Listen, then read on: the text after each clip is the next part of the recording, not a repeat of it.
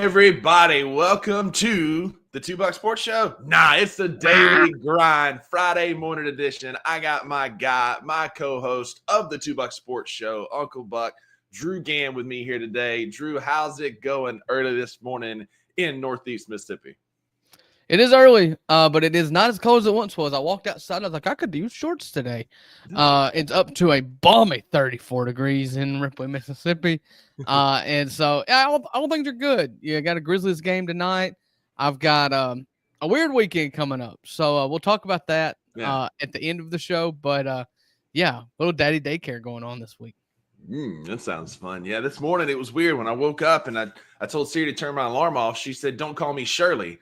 I think I left her in airplane mode last night. But with that, I hate this new Rusty. I know that just feeds the beast. I know it just feeds the beast, but I just can't be silent. That was just for you. That was an airplane pun just for you, because how many times over the years have we said, "Don't call me Shirley"? A million. Yeah. Speaking of don't call me Shirley, don't call me at all. One Jimmy Butler was back up to his usual antics yesterday, whatever you want to call it. Try it again. Listen, man, it's Marble Mouth this morning. But Jimmy Butler came out once again and said that he wants to be traded out of Miami to anywhere but Memphis. And Mark Stein reported on ESPN yesterday, emphatically repeating it, saying that he wants to go anywhere but Memphis. He doesn't want to be in Memphis. Marcus Spears. Yeah.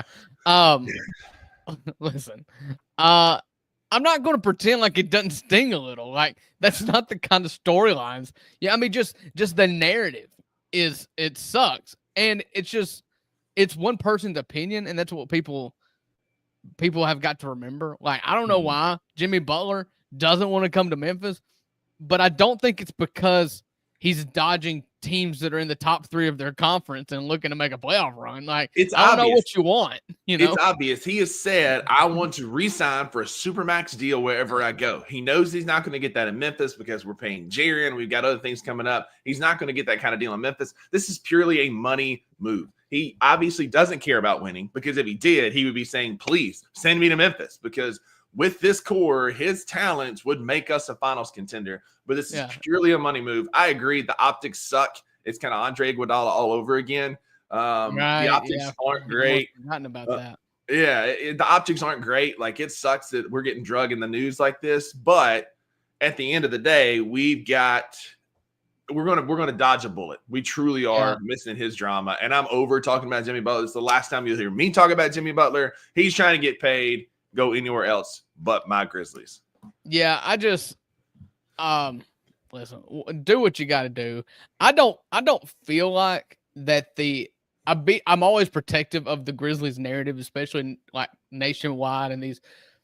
I don't feel like the Grizzlies are getting the brunt of the blunt. Like, nobody's looking at the Grizzlies being like, "Oh, well, they must suck. They culture issues. They're a little smallest market in the league, blah, blah, blah." Striking against the Grizzlies. I feel like everybody relatively unanimously considers Jimmy Butler to be an idiot at this point. 100%. I mean, even Art right here. He lost Art. Art, shout out. I haven't seen you in a while, buddy. Welcome back. He advocates for him, but he's now in Iguodala territory. Yeah. And if you're going to go on a sob tour like Iggy did, then you can miss my basketball team, man. That's maybe what we should do is just consolidate and then just not cut him. And just like, okay, fine. You can go live in whatever city you want to live in until June, and then you can go pick your team. And then we pick up his option just out of spite. A part of me hopes he goes to Phoenix and we play them in the playoffs and we just beat the hell out of him in 6 games or 5 games and just send him packing and just be like, "You could have been here and winning, but instead you're over there with the old hats and losing." But anyway, that's enough Jimmy Butler talk. This is not a Jimmy Butler show. We are anti-Jimmy Butler. But we are pro Memphis Grizzlies getting a win tonight in the FedEx Forum. I will be there in Pinnacle Level 9. If you're around, holler at your boy. It's going to be a great night of basketball. It's a Sounds night. They're giving away Memphis Sounds car air fresheners, which I'm super stoked about. It's going to be a lot of – it's a giveaway, man. Why wouldn't you? Just give me one. I'll see what I can do. But it's going to be a fun night against a shorthanded, hapless, as I've said previously, New Orleans Pelicans team. They are 7-3 in their last 10, but they did have Zion back for a few of those games. He is out tonight. And the ultimate, like the fattest thing I've ever seen out of a professional athlete, where he is out. I mean, I have no room to talk as I sit here pudgy in my chair. But he's out for conditioning tonight because he can't catch his breath. Yeah, that's a bad look. I was going to look back. Let's just do a quick search for Zion Louise Williamson. You didn't know that was his middle name, did you? I did not. He looks like a Louise, though. It's 100% fact. Don't look it up. All right, so he came back. He missed a ton of games. He played one game, was out. He played another game and got 0 points, 0 rebounds, 0 assists. So I'm guessing he didn't play much. And then he played 2 games and then had another 0 game. And then he's played one game and he was out for non-COVID illness, and now he's out for conditioning. So they must have been. Go ahead. New Orleans, they're a different team with him, and he's obviously come back and he's been pretty good. And CJ McCollum's been really good lately. But the Grizzlies should beat them if they were fully healthy. And I really just wanted I don't know if it's because they went 1 and 2 in the draft. They're both South Carolina kids. There's a long pass, but I always value seeing Ja and Zion play each other. Yeah. And I feel like this game just turns into, it's like the Charlotte game. Like, who cares? Like, just go get a win. There's nothing really to write home to mama about. Stay healthy. Yeah. Stay healthy. Have a professional win. Mm-hmm. And, if possible, take the fourth quarter off because you play again tomorrow night. Yeah, I mean, that's it. Like, you want this to be like Charlotte, where it's buttoned up in the third quarter. You don't have to care about the fourth quarter. And then you can let Gigi and some of these younger guys get run and get minutes and let your big three rest for another rock fight tomorrow night against the Utah Jazz, which I will also be at, which is fun that worked out. But, yeah, you're right. Like, when Zion and Ja were coming into the league, it was all this hype about the 2 new, young superstars, super athletic. Ja was really small but super athletic and jump out of the gym. Zion was built like a right guard. Yeah, but is freakishly athletic, and the trajectories have been completely different. Zion can't stay off of OnlyFans. Ja has been having a much better career. Like, there's a lot of dynamics here, and I was hoping to see him play tonight. But there's no shortage. There's no shortage of storylines between those two. That is for sure. That's a fact. They've been entertaining, if nothing else, in their short careers. If everybody just, when you get in a dark spot, just think about how fortunate. I was thinking the same thing. The Lord blessed us by getting 2 picks. Because I remember sitting in my old apartment in Jackson, Mississippi, watching that lottery when we were projected to get like the 9th or 10th best odds. And we got drawn into the top 3. And I was like, uh-oh. And Zion. Then they pulled, who was the 3rd pick? Was it Portland? It was the Knicks. They took RJ Barrett. That's and right. I was like, oh my goodness, we're getting Ja or Zion. And of course I wanted Zion. Everybody wanted Zion. Yeah. And then they pulled the Grizzlies. I was like, for just a minute. And I was like, Ja Morant. And we would have been better to be the 3rd pick or the 4th pick. I mean, the headache that New Orleans fans have dealt with since 2019 and just the constant teasing of an elite superstar only for his body to fail him. Yeah. Via cheeseburger. I mean, that's it, time and time again. But again, the Grizzlies go get a professional win tonight. I'd love to see, for me, like I'll ask you the same question. For me, I would like to see a non-big 3 have a night tonight. Like Ja and Dez and Jaren, like, get their buckets, but I want to see like a Gigi game. Or I want to see, Santi's questionable. I'd love to see him have a bounce back game if he plays. Maybe another nuke game, right? Like, I want to see a non-big 3 have a game tonight so we can kind of rest our guys, since we do have a back-to-back. It's a home back-to-back, but I would just love to see somebody else step up. You know what we're going to get out of our big 3. But I've been hoping for it. Like, I hope that it's a Gigi night tonight and he gets some serious run. Yeah, I'm with you. I still just want to see the superstars continue to play well. Like, I know I'm a broken record, but I know that this season, the benchmark, and whether it's a success or it's a failure, is totally based on postseason results. And so the postseason results is not going to come down to a big night from Santi. Maybe 1 game out of 7, but like, it's going to be decided by Ja, Dez, and Jaren. And I loved seeing them against Charlotte. All have good games. They've been, all 3 of them been really good together for the last several games. And I don't want to see that streak going. Agreed. Also, if anybody's going to have a big night, it needs to be Jalen Wells, because bum Eves Missy or whatever his name is on the other team, and they just want to keep putting him in the same class. And there is one rookie of the year right now. It should not be a race at this point. But for some reason it is. And so the lead, Jalen Wells, if anybody, go for 40.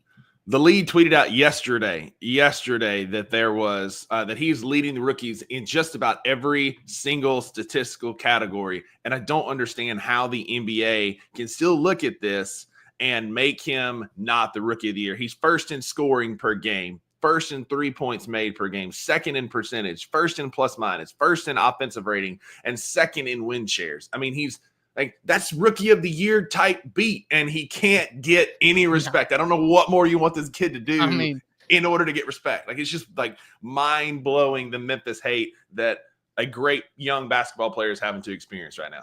Right. And so that's what I want to see. And of course, if Edie wants to get a couple dunks on Messi too, just twist the knife a little bit. Yeah, put one on his head. Also, I want to make a T-shirt. Shout out to DG in the comments. I want this on a T-shirt. Body failed by cheeseburger. I'll wear it every day.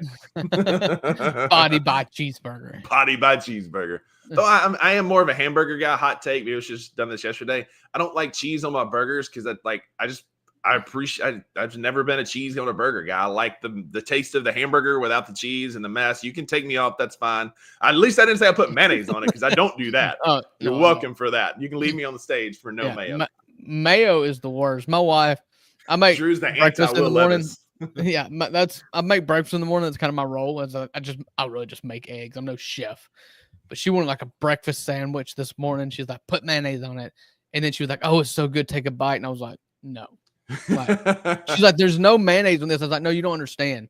Mayonnaise is everywhere on that. Like, what is it? To quote Meatloaf before we go into our all-star talk, I'll do anything for love, but I won't do that. So that's enough about the Pelicans. Hopefully the Grizzlies, I know, RIP to the GOAT.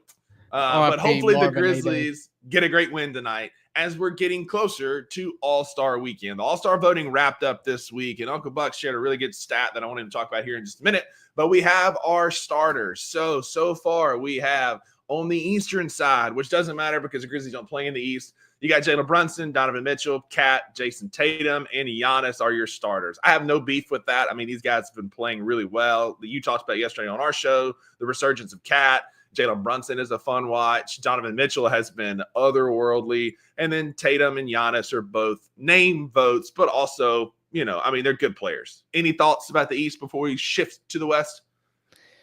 I mean, that team just doesn't do a lot for me. Like, to me, it's like the only superstar, like legend, because I'm not putting Tatum in that category yet, is Giannis. And it's like, when you compare this team to the Western Conference team, you're going to be like, yeah, that's the JV team.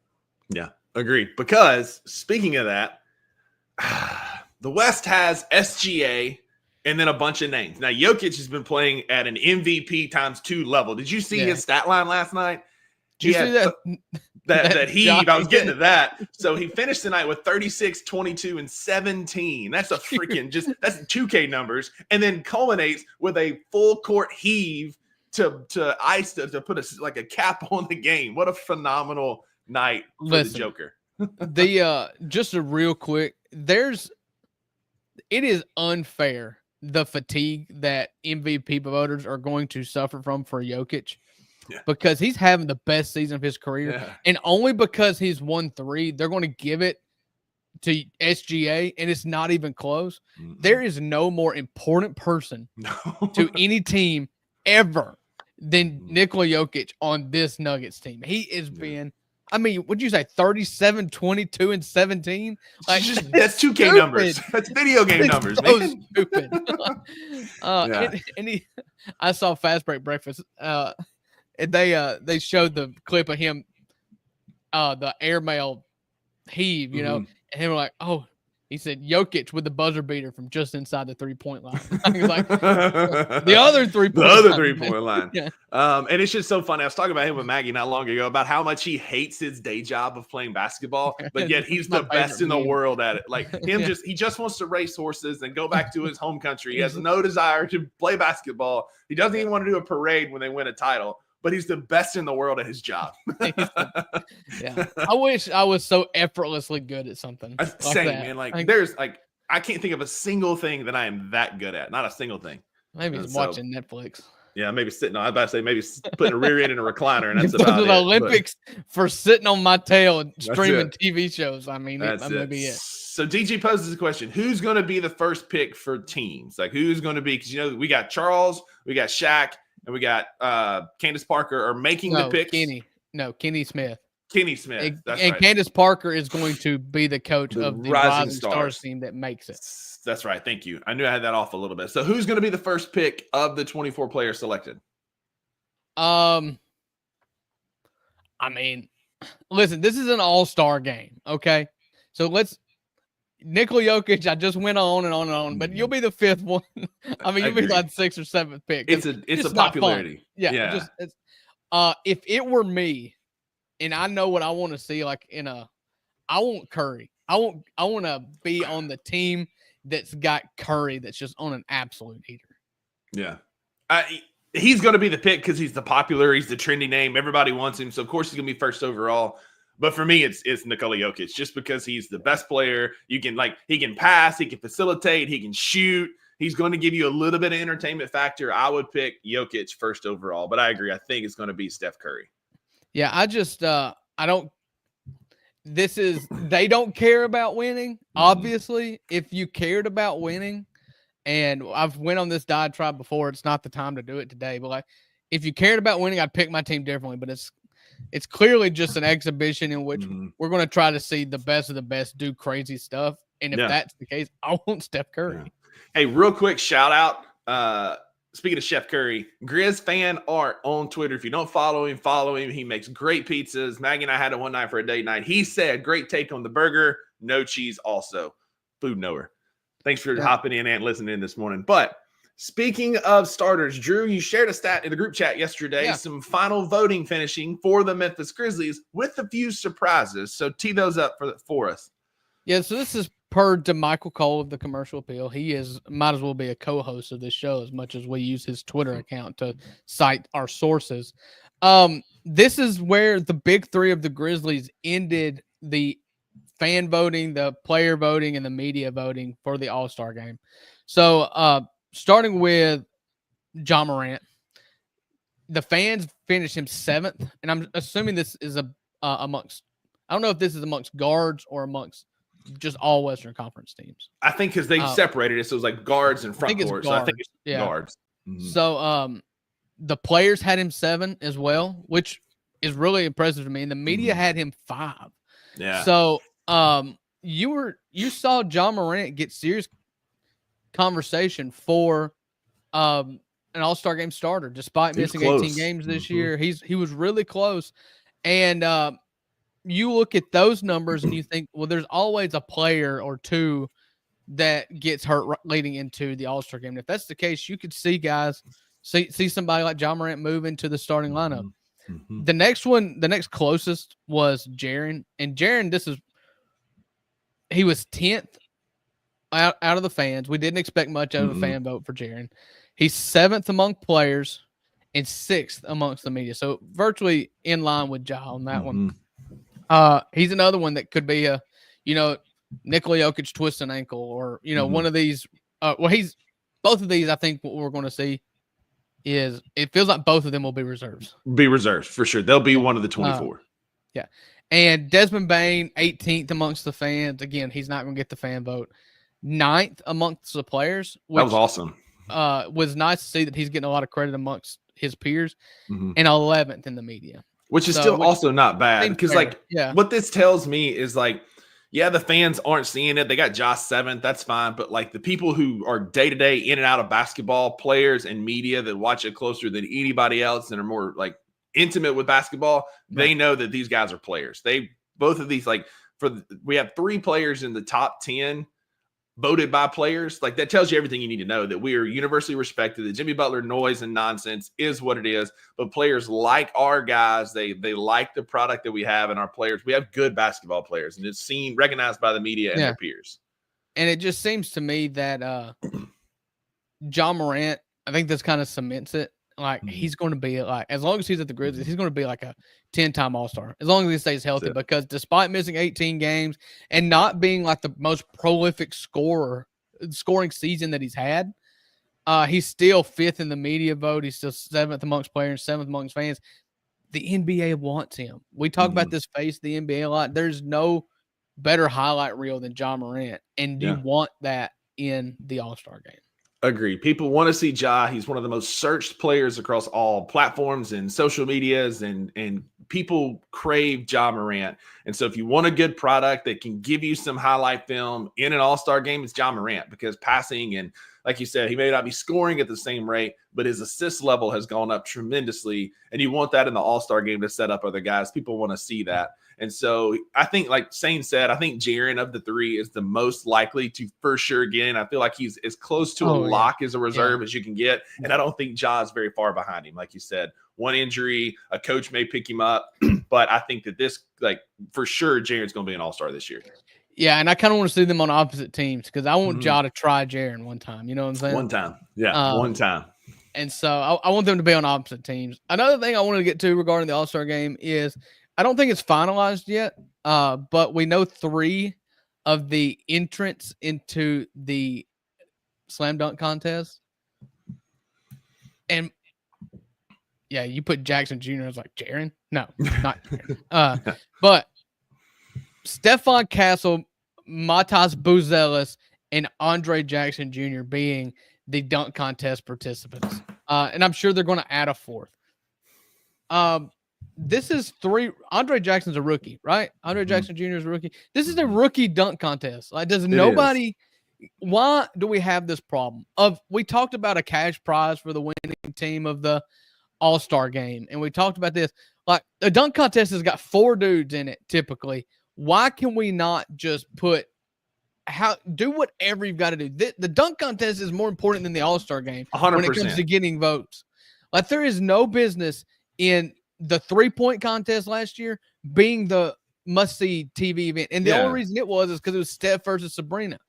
And it is just an absolute abject nightmare that you cannot pull anybody to get into the dunk contest. Especially because we grew up on such a peak era of the dunk contest when you had guys like Vince Carter, Blake Griffin, Zach LaVine's year. Like, you've had some just unbelievable dunks. Aaron Dwight Gordon, Howard you've had guys. Was amazing. Yeah, you've had guys that have been amazing. And for it to be such a snooze fest when, like, as the NBA All-Star game was losing traction for me, I never missed the dunk contest. And I can't tell you the last time where I was like, I've got to be in front of my TV for the dunk contest, and it ain't going to be this month. I'll tell you. All right, so I did a little thought exercise. So we know that the 2025 is going to be Stephon Castle, Matas Buzelis, Andre Jackson Jr. And some other bums. We're going to go back to 2020. I'm going to tell you all of the dunk contest participants. And actually, because these guys are rookies, we're going to play a game like, do you want this guy on this team, on your team? Like, does this guy interest you at all? And it's almost like our real versus counterfeit segment, as you can see on Thursdays on the 2 Buck Sports shows. So is it a real versus counterfeit? So we're going to start back last year. If you remember, you had Mike McClung, Jaylen Brown. You'll find he is the exception. Jaime Jaquez, a rookie, and the lesser of the Toppin brothers, Jacob. Yeah. All right. Mac McClung and Jacob Toppin are both on 2-way deals right now. I mean, no. Jaylen Brown's fine, but he didn't do anything like spectacular. Yeah. All right. 2023, Mac McClung, Kenyon Martin Jr., Trey Murphy, and Jericho Sims. No. Counterfeit. I like Trey Murphy. Yeah. Yeah, but not a dunk contest. 2022, the good Toppin brother, Obi Toppin, Jalen Green, Juan Toscano Anderson, who's currently in the G League, and Cole Anthony. Juan Toscano Anderson sounds like a wine brand. I don't want that in a dunk contest. He plays in the Mexico City Capitans. 2021, Anthony Simons, Obi Toppin again. And tell me if you've heard this name before. Cassius Stanley. And then Muhammad Ali? No, that's Cassius Clay. Oh, that's so close. What in the world are we doing, man? Cassius Stanley is in the G League. 2020, Derrick Jones Jr., Obi Toppin, Dwight Howard, like 38 years old. But old Dwight Howard. And Aaron Gordon. That's Aaron the Gordon, best one. Yeah, that's the best Aaron Gordon was the only one of those. It's like, okay, I would watch that because this is past Dwight dunking in the cape, right? This is over. This is beyond that. So Aaron Gordon would be the only one of that bunch. Yeah. So my point being, the last time, hold on, I had this pulled up and I think it left contest winners. The last time an all-star level or a Hall of Fame level player was in the dunk contest? Would it be Vince Carter? Vince Carter in 2000. Mm-hmm. Yeah, 2000. If you go back through the dunk contest, Mac, Obi Toppin, Anthony Simons, Derrick Jones Jr., Hamidou Diallo, Donovan Mitchell. So he's a good player. Mm-hmm. Glenn Robinson III, Levine twice, John Wall, Terrence Ross, Jeremy Evans, Blake Griffin, 2011. Then back-to-back Nate Robinson, Dwight Howard, Gerald Green. But you have to go all the way back 2000. It was Vince Carter. The year before that, Kobe Bryant. Yeah, I mean, it's a mockery of what it used to be because we grew up on that, and then you've got it's spread across three different sites. Like the All-Star game is such a mess. It's such a mess. They've got 3 different arenas that they're doing it at. It's such a mess that this thing has become. Like they got a brand new arena.